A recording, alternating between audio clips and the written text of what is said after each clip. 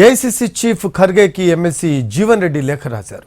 Party ఫిరాయించిన ఎమ్మెల్యేలకు ప్రత్యేక గుర్తింపు ఇస్తున్నారని మండిపడ్డారు జీవన్ రెడ్డి. కాంగ్రెస్ ఎమ్మెల్యేల ఫిరాయింపులో కీలకంగా పనిచేసిన పోచారం శ్రీనివాస్ రెడ్డిని కూడా పార్టీలో చేర్చుకున్నారు అన్నారు. పోచారం అధ్యక్షతన ఫిరాయింపుదారులతో సీఎం ఇన్ఛార్జి సమావేశం కావడం, పార్టీ ప్రభుత్వంలో వారికే బాధ్యతలు ఇవ్వడం సరికాదు అన్నారు ఆయన. 10 ఏళ్లు బీఆర్ఎస్ పై పోరాడడానికి ఆయన గుర్తు చేసుకున్నారు.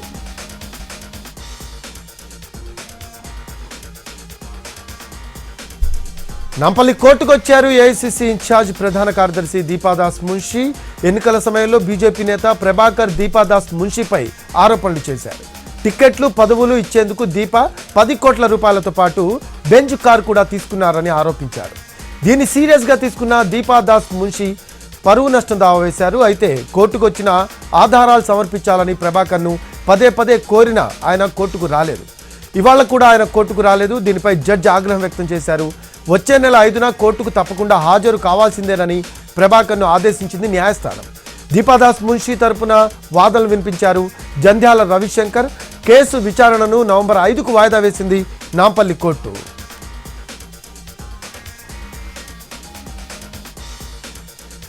నేడు రెండో రోజు కాళేశ్వరం కమిషన్ బహిరంగ విచారణ జరుగుతోంది. ఇవాళ కమిషన్ ముందు హాజరయ్యారు రామగుండం ఈఎన్సీ నల్లా వెంకటేశ్వర్లు. నిన్న కాళేశ్వరం కమిషన్ ముందు పలువురు ఇంజనీర్లు హాజరయ్యారు. ఇంజనీర్లను స్వయంగా క్రాస్ ఎగ్జామిన్ చేస్తున్నారు కమిషన్ చీఫ్ జస్టిస్ చంద్రఘోష్. ఈ వారంలోనే తాజా మాజీ ఐఏఎస్ అధికారులు, నిర్మాణ సంస్థలను ఓపెన్ కోర్టులకు పిలువనుంది కమిషన్. ఇక బహిరంగ విచారణ 2 విడతలుగా జరగనుంది.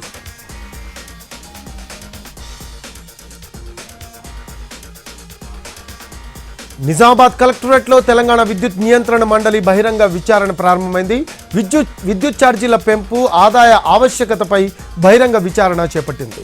నియంత్రణ మండలి ఈ విచారణ చేపట్టింది. ఈ ఎంక్వైరీకి మాజీ మంత్రి వేముల ప్రశాంత్ రెడ్డి సహా విద్యుత్ నియంత్రణ మండలి చైర్మన్ శ్రీరంగారావు, సభ్యులు బండారు కృష్ణయ్య, మనోహర్ రాజు, అలాగే ఎంపీడీసీఎల్ సిఎండి హాజరయ్యారు.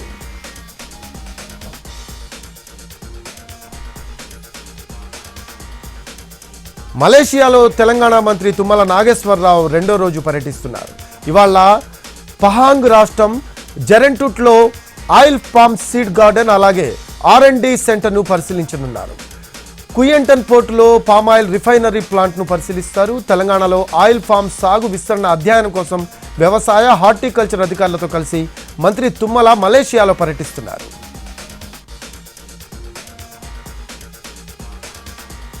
కొరియోగ్రాఫర్ జానీ మాస్టర్కు బెయిల్ లభించింది. లేడీ కొరియోగ్రాఫర్పై లైంగిక వేధింపుల కేసులో అరెస్ట్ అయ్యారు జానీ మాస్టర్. 2 వారాలుగా చంచల్గూడ జైల్లో ఉన్నారు ఆయన.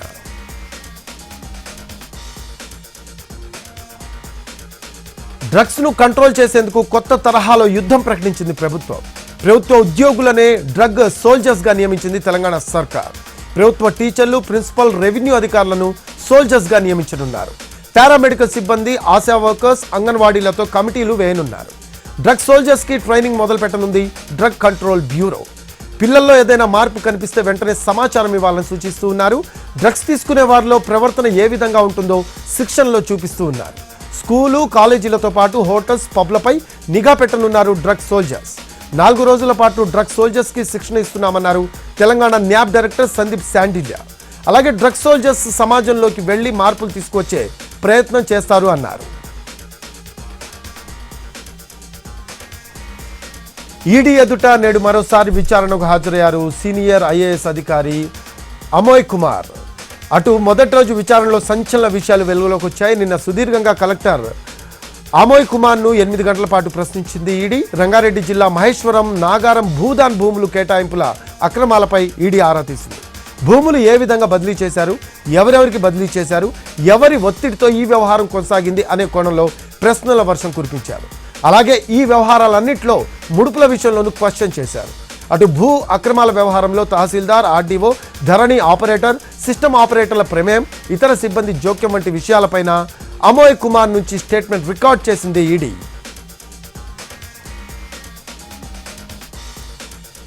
రాజన్న సిరిసిల్ల జిల్లాలో రోడ్డెక్కారు 17వ బెటాలియన్కు చెందిన తెలంగాణ స్పెషల్ పోలీసుల భార్యలు. బెటాలియన్లో తమ భర్తలతో వెట్టి చాకిరీ చేస్తున్నారని, వాళ్లు తమ కుటుంబాలకు సమయం ఇవ్వలేకపోతున్నారని అంబేద్కర్ చౌక్ వద్ద ధర్నాకు దిగారు. ఇతర రాష్ట్రాల్లో ఉన్నట్టే ఇక్కడ కూడా నిబంధనలు అమలు చేయాలని డిమాండ్ చేశారు. నిరసనకు దిగిన మహిళలను అదుపులోకి తీసుకొని పోలీస్ స్టేషన్కు తరలించారు.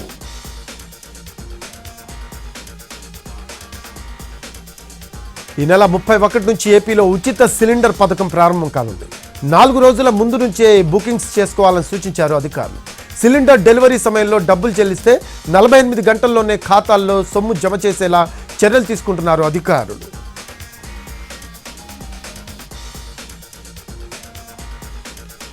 దేవుడి సొమ్మును అప్పనంగా అకౌంట్లో వేసుకున్న మాజీ ఈవోను ఎట్టకేలకు సస్పెండ్ చేశారు. కర్నూలు జిల్లా ఓర్వకల్లు మండలం బుగ్గ రామేశ్వర స్వామి దేవస్థానం మాజీ ఈవో ప్రసాద్పై కేసు నమోదు చేశారు. ఆలయం పేరుతో ప్రత్యేకంగా బ్యాంక్ అకౌంట్ ఓపెన్ చేసి 1.5 కోటి ఆలయ నిధులు కాజేశాడు ప్రసాద్. ఆ తర్వాత యాగంటికి బదిలీ కావడంతో ప్రత్యేక అకౌంట్లను క్లోజ్ చేసి తన గుట్టు బయటకు రాకుండా జాగ్రత్త పడ్డాడు. మాజీ ఈవో అక్రమాలపై ఎన్టీవీ వరుస కథనాలు ప్రసారం చేయడంతో ఉన్నతాధికారులు స్పందించారు. అయితే ప్రసాద్ అక్రమాలు బయటపడటంతో సస్పెండ్ చేశారు. అతనిపై ఓర్వకల్ పోలీస్ స్టేషన్లో కేసు నమోదు చేశారు. ఏలూరు జిల్లా వాసులను హడలెత్తిస్తున్న చిరుతపులిని బంధించేందుకు అటవీ శాఖ అధికారులు అన్ని ప్రయత్నాలు చేస్తున్నారు. భీమడోలు, ద్వారకా తిరుమల మండలాల్లోని శివారు గ్రామాల్లో చిరుత సంచారం ఎక్కువగా ఉంది. నాగులపల్లి, ఆంజనేయ నగరం, అలాగే పంగిడిగూడెం గ్రామాల్లో చిరుత పాదముద్రలు గుర్తించిన అటవీ శాఖ అధికారులు దాన్ని బంధించేందుకు 4 బోన్లు ఏర్పాటు చేశారు. 20 ట్రాప్ కెమెరాల ద్వారా చిరుత కదలికలను గుర్తించే ప్రయత్నం చేస్తున్నారు.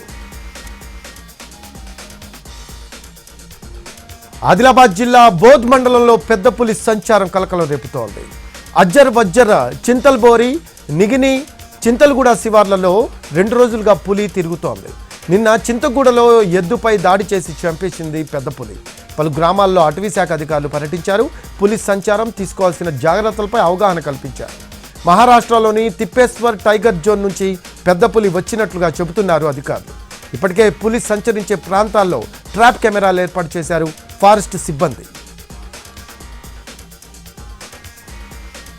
నారాయణపేట జిల్లాలో చిరుత సంచారం కలకలం రేపుతోంది. ఏక్లాస్పూర్ ఎకో పార్క్ దగ్గర చిరుత సంచరిస్తున్నట్లు గుర్తించారు స్థానికులు. ప్రతిరోజు పార్క్ కాంపౌండ్ వాల్ ఎక్కి చెక్కలు కొడుతుంది చిరుత. అయితే పార్కులో గోడపై చిరుత బొమ్మను నిజమైన చిరుతగా భావించి ఉంటుందంటున్నారు అధికారులు.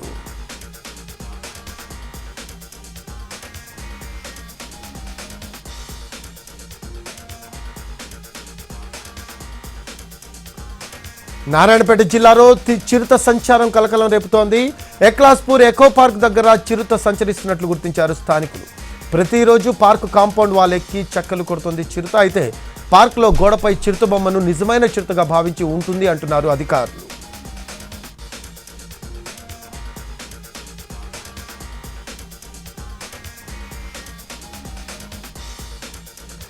నిర్మల్ జిల్లా కుబీర్ మండల కేంద్రంలో భారీ చోరీ జరిగింది. బజార్ గల్లీలో అర్ధరాత్రి ఓ బంగారం షాపులోకి దుండగులు చొరబడ్డారు. షాపు షట్టర్ పగలగొట్టి బంగారం, వెండి ఎత్తుకు వెళ్లారు. బాధితులు పోలీసులకు ఫిర్యాదు చేశారు. దొంగలు వెండి, బంగారు ఆభరణాలు, నగదు దోచుకు వెళ్లినట్లు చెబుతున్నారు. చెన్నైలో మాదక ద్రవ్యాల తరలింపును నియంత్రించేందుకు, డ్రగ్స్ వినియోగదారులను గుర్తించేందుకు 2 నెలల క్రితం నార్కోటిక్స్ ఇంటెలిజెన్స్ ప్రత్యేక యూనిట్ను ఏర్పాటు చేశారు పోలీసులు. డ్రగ్స్ డీలర్లపై నిఘా పెట్టిన పోలీసులు సంచలన విషయాన్ని గుర్తించారు. డ్రగ్స్ కిక్కెక్కలేదని, స్టూడెంట్స్ సొంతంగా మత్తు పదార్థాలు తయారు చేస్తున్నట్లుగా తేల్చారు. అలాగే మెథాఫెటమైన్ డ్రగ్స్ తయారు చేస్తున్న 6 విద్యార్థులను పోలీసులు అరెస్ట్ చేశారు. వీరి నుంచి 10 లక్షల విలువైన డ్రగ్స్, కారు, అలాగే సెల్ ఫోన్స్ను స్వాధీనం చేసుకున్నారు పోలీసులు. ఈజీ మనీ, జల్సాలకు అలవాటు పడ్డ విద్యార్థులు డ్రగ్స్ డీలర్లుగా మారినట్లు పోలీసులు గుర్తించారు. తొలుత డ్రగ్స్ బయట కొని వినియోగించే స్టూడెంట్స్ కిక్కెక్కడం లేదని సొంతంగా తయారు చేయడం మొదలుపెట్టారు. మెథాంఫెటమైన్ డ్రగ్ తయారీ కోసం యూట్యూబ్ సహా పలు వెబ్సైట్లలో సెర్చ్ చేసి తయారు చేసినట్లు గుర్తించారు. తర్వాత దీన్ని ఇతరులకు అమ్మడం మొదలుపెట్టారు. చెన్నై సాగర్పేటలో ఇంటినే ల్యాబ్గా మార్చి డ్రగ్స్ తయారు చేస్తున్నట్లు పోలీసులు తెలిపారు. అంతేకాదు వీరు ఏకంగా కాలేజీలోనే దుకాణం తెరిచి అమ్మకాలు చేస్తున్నారని పోలీసులు చెబుతున్నారు.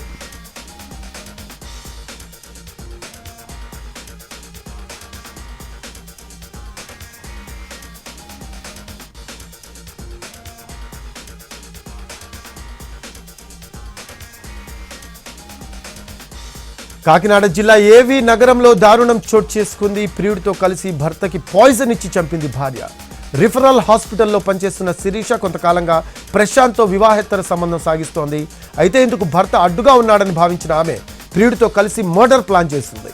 ఈ నెల 19న మధు చనిపోవడంతో అనుమానాస్పద మృతిగా కేసు నమోదు చేశారు పోలీసులు.